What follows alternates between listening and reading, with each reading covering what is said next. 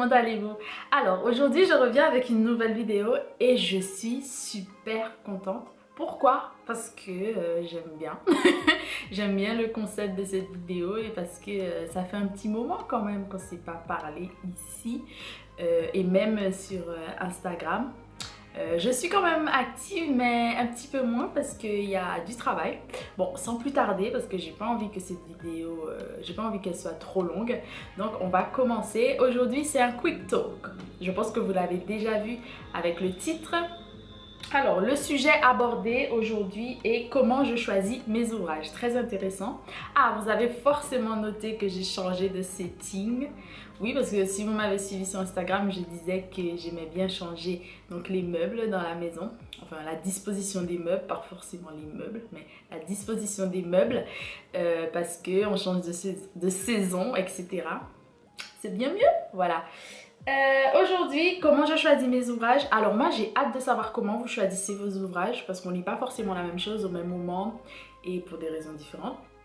Alors j'ai à peu près 5 grandes parties, on va dire, 5 grandes catégories. Après j'aurai peut-être un ou deux bonus, on verra comment je vais disposer tout ça. Alors, je choisis par ou grâce à l'auteur. C'est-à-dire que je choisis mes ouvrages à lire en général en fonction de l'auteur. Pourquoi? Parce que je lis cet auteur pour quelque chose en particulier. Par exemple, je ne sais pas si vous savez, mais je lis en ce moment les ouvrages de Jacques-Stéphane Alexis pour diverses raisons que vous saurez bientôt, je l'espère. Parce que c'est un auteur que je connais, bien sûr, parce que j'en entends parler partout et par tout le monde, mais que je n'ai pas vraiment encore étudié moi-même. C'est-à-dire que je n'ai pas eu la chance de lire tous les ouvrages, etc.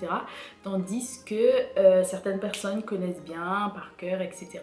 Moi, ce n'est pas encore mon cas. Voilà.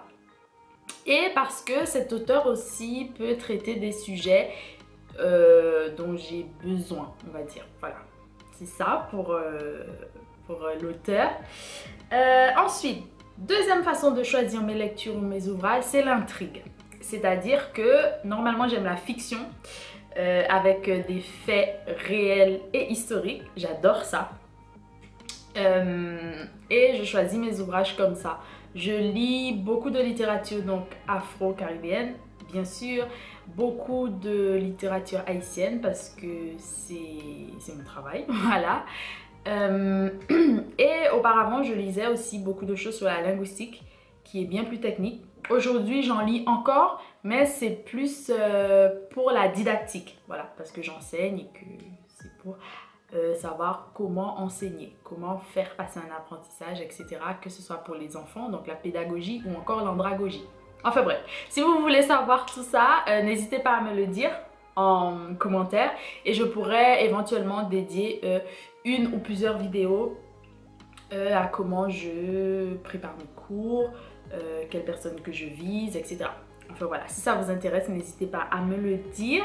Donc grâce à l'intrigue ou à l'histoire, donc ça peut être n'importe quel ouvrage, n'importe quelle littérature, etc.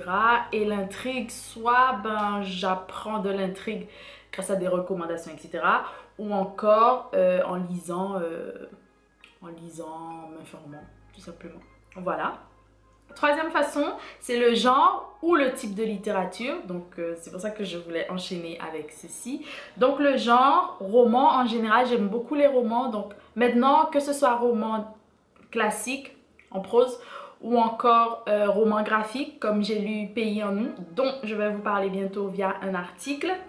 La littérature bien sûr afro-caribéenne, donc haïtienne, francophone, la littérature francophone ou encore, quand je parle francophone, je parle vraiment de la langue, c'est-à-dire que écrit en français ou encore créolophone ou encore anglophone.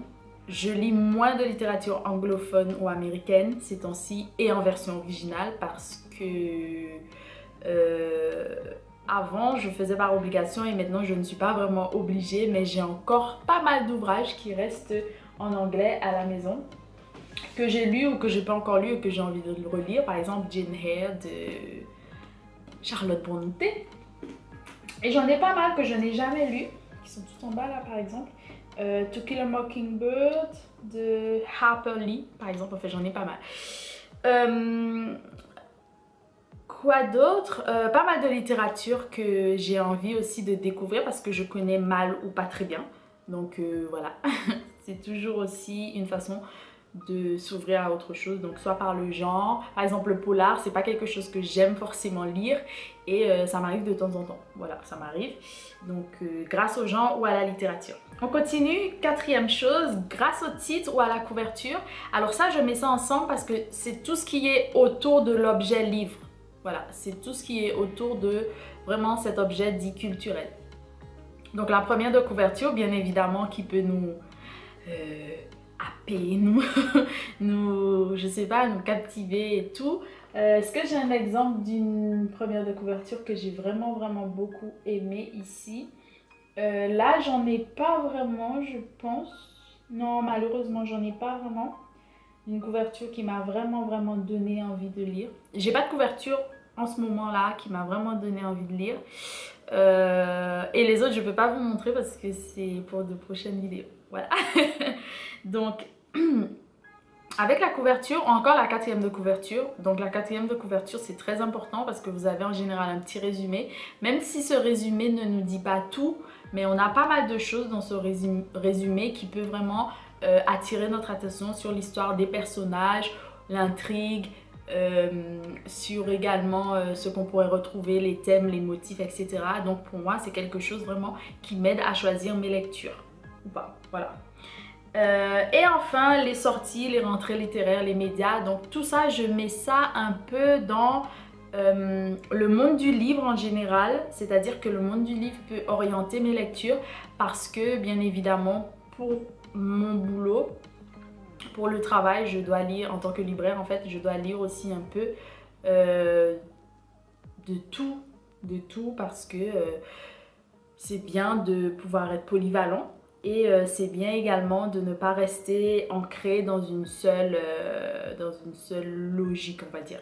Voilà, c'est bien de lire des choses qui nous ressemblent, des choses où on est à l'aise, voilà, et rester dans sa zone de confort, mais il est bien aussi quelquefois d'en sortir parce qu'on peut se retrouver à lire des choses qu'on n'aurait jamais pu choisir et que finalement ces choses elles nous plaisent. Par exemple, c'est ce qui m'est arrivé fortement avec le PMR cette année, l'année dernière et cette année, parce que franchement il y a des ouvrages que je n'aurais jamais choisis et finalement j'ai aimé. Voilà, donc tout ce qui est sortie littéraire, tout ce qui est rentrée littéraire, enfin voilà, ça c'est ensemble, les sorties et les rentrées littéraires, les médias, donc je regarde en général, bon pas tout le temps, mais je regarde un peu des choses ou j'écoute un peu des choses sur la littérature en France ou ailleurs. Ça peut être des festivals, ça peut être des magazines, enfin plein de choses en rapport avec le monde du livre. Voilà, que ce soit ancré dans le monde du livre ou un petit peu plus loin, mais toujours en rapport avec le monde du livre. Et enfin, mon bonus, ce serait les recommandations. Donc les recommandations par des tierces, c'est-à-dire que ce soit mon entourage très proche, c'est-à-dire des amis ou des collègues ou autres qui lisent... donc dans le travail ou dans la sphère personnelle, qui lisent vraiment beaucoup ou qui lisent de temps en temps, peu importe, mais qui lisent et qui aimeraient partager. Par exemple, est-ce que j'ai un exemple de quelque chose? Ben oui, par exemple, j'ai lu Le Cri des oiseaux... Non, Le Cri de l'oiseau fou d'Edwige Danticat. Je l'aurais lu de toutes les façons, mais ça m'a quand même été recommandé. J'ai commencé par celui-là parce qu'on l'avait et on me l'a recommandé. Sinon, j'aurais commencé par Cric Crac. D'ailleurs, je vais vous en parler aussi. Ça arrive, je sais que... Voilà, mais ça arrive. Par des auteurs ou autres qui lisent certaines choses que moi je n'aurais jamais pu lire, voilà, soit pour l'inspiration, soit pour... voilà. Mais c'est parce que aussi, on va dire que j'essaie de m'entourer de personnes qui lisent beaucoup ou d'autres qui en lisent moins, mais qui peuvent me conseiller des choses qu'ils ont aimées. Comme ça, moi, je peux comprendre ce que certaines personnes aiment en fonction de leur travail, en fonction de leur centre d'intérêt, etc., etc. Donc, c'est toujours bon à prendre. Voilà, je crois que j'en ai tout dit. Vous n'hésitez pas bien évidemment à me dire ce que vous lisez, comment vous le lisez et comment vous choisissez surtout, comme c'est le thème de cette vidéo ici. Moi en ce moment, alors je lis plusieurs ouvrages, je lis Le Horla de Guy de Maupassant, ça c'est pour le travail, et les autres nouvelles je crois. Ensuite, je lis également un ouvrage dont je ne vais pas vous parler malheureusement, je suis désolée. Vous pouvez deviner, il était dans ma précédente vidéo, mon vlog, dont je vous ai parlé la semaine dernière, qui est en ligne. Je vous mettrai tout ça ici.